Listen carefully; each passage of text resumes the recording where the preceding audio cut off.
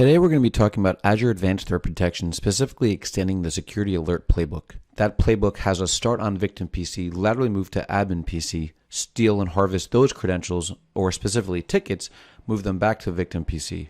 Where we extend it is we then take it and convert those tickets so they can be consumed by Kali Linux. We'll then be using tools like InPacket to actually leverage those tickets compromised from Admin PC, but from our Kali Linux machine.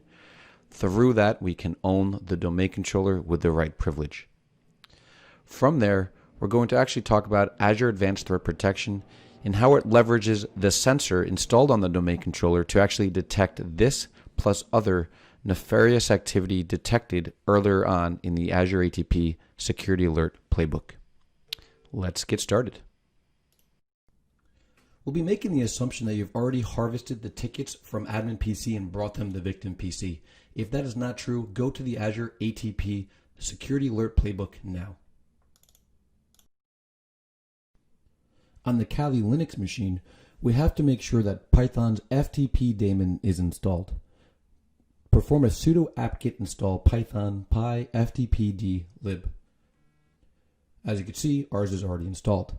The next step is to actually start this Python module. Here we're using the right privilege as well as ensuring it's on port 21.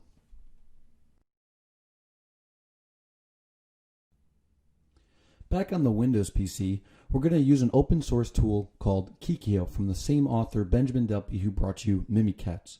Here we're going to take the already harvested tickets from Admin PC on Victim PC and actually change the file format so Linux and Kali Linux can actually understand them. Here we're using a module called miscellaneous convert, and we're going to literally drag and drop the TGTs harvested previously into the command line. Notice how I am skipping the session tickets or those without the curb TGT in the file name.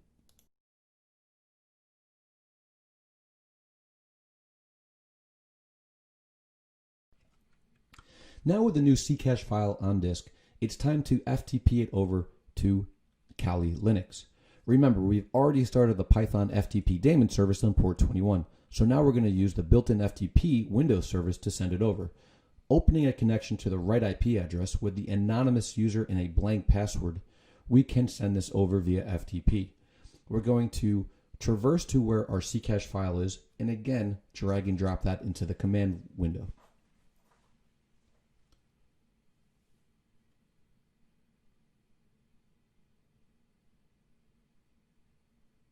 Great.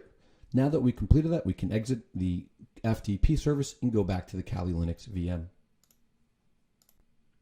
Back on the Kali Linux VM, you can actually see the FTP service received it, and if we do a Control-C to kill that Python service, we can actually see the ticket itself in the current working directory. However, we're not done yet. We still have to make two small modifications to the file before we can actually properly use it and export it. First, we did a command 600. This tells Linux that the only person who can access this is the owner. We then have to state who the owner is via sudo chown. In this case, we're going to use the current user, Andrew. Only Andrew can access this VM. Next, it's time to actually use it. Using the export command with the curb5ccname variable, point to the file we just manipulated and already took from Victim PC. With a simple klist, we can actually see it was properly imported.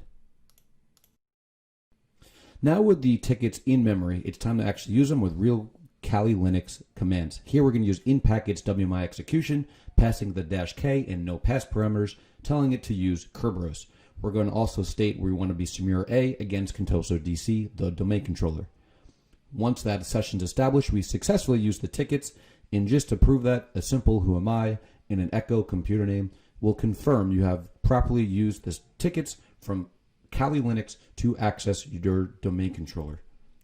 The adversary has properly compromised Active Directory at this point. On Azure ATP's dashboard, we can actually see all the other activities being detected that our Azure ATP Security Alert Playbook executed, including the one we just added, Remote Code Execution Attempt.